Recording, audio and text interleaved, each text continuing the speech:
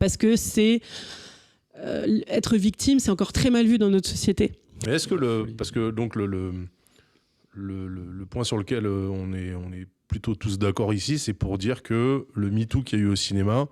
il y a eu une tentative dans le monde de la musique, mais ça n'a pas du tout eu la même résonance. Est-ce que c'est lié à ce que tu disais tout à l'heure entre tu vois, quand tu comparais le métier d'acteur, d'actrice à celui de musicien, de musicienne, de dire que la musique c'est plus incarné, l'artiste est beaucoup plus lui-même,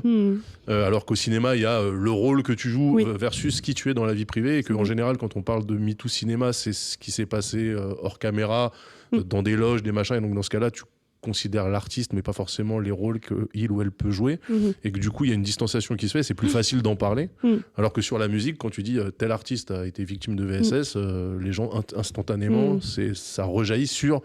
l'image publique de l'artiste et sur son art, en fait, ce que la personne peut proposer. Oui, je trouve que c'est une très bonne remarque, que très certainement ça doit jouer, c'est sûr, parce que comme tu dis,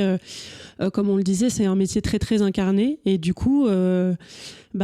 n'y a pas de distance, il n'y a pas de réécriture possible.